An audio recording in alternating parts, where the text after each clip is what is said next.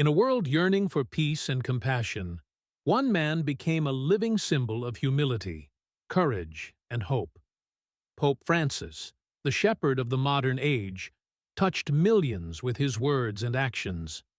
Now, as he rests beneath the ancient stones of Santa Maria Maggiore, his spirit continues to inspire across generations and borders. Today, we take you on a heartfelt journey to witness the final chapter of a pope who forever changed the face of the Catholic Church. A man remembered not for power, but for his boundless humanity. A single white rose was pictured lying on the stone tomb that bears the name he was known by during his pontificate, below a crucifix illuminated by a single spotlight. The late pope was laid to rest at the church, one of 4 major basilicas in the Italian capital, and one he would regularly visit during his time as cardinal and pontiff, in a private ceremony following his public funeral in the Vatican on Saturday.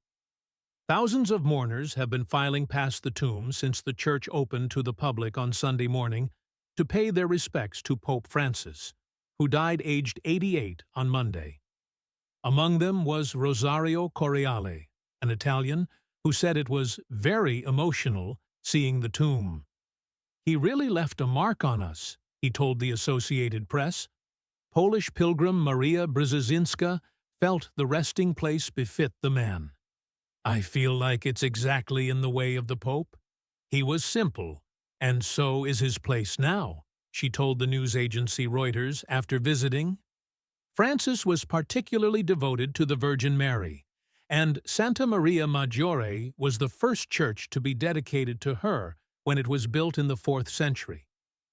The basilica sits near the Colosseum, a stone's throw from the city's endlessly bustling and chaotic central termini station, well beyond the limits of the Vatican, where popes are traditionally entombed. But it was one the South American pontiff had a long-held affinity for. Its senior priest previously told an Italian newspaper that Pope Francis had said he wished to be laid to rest there in 2022, citing inspiration from the Virgin Mary. "I thought it was amazing that he wanted to be buried here in this basilica," Amaya Morris, another pilgrim, told AP. "Out of all of the churches, he chose this one. So I thought that was really amazing. It's really humbling to be able to be here." Francis's funeral was attended by heads of state, heads of government, and monarchs from around the world, as well as hundreds of thousands of Catholics who lined the streets leading to the Vatican to pay their respects. Hymns played out on giant speakers, occasionally drowned out by the sound of helicopters flying overhead, before 91-year-old Cardinal Giovanni Battista Re gave a homily on the Pope's legacy. The cardinal emphasized that Pope Francis had repeatedly urged the world to build bridges, not walls. The funeral was also the venue for a meeting between U.S. President Donald Trump and Ukraine's Volodymyr Zelensky, which the latter said afterwards had the potential to become historic.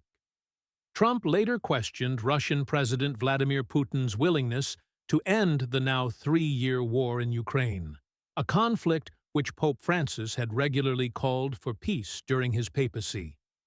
Following the public funeral, Pope Francis's coffin was carried through Rome in a slow procession. Authorities said 140,000 people had lined the streets, clapping and waving as the hearse, a repurposed white popemobile, crossed the Tiber River and drove past some of Rome's most recognizable sites: the Colosseum, the Forum, and the Altare della Patria National Monument on Piazza Venezia. After a period of mourning, attention will soon turn to the selection of the next pope.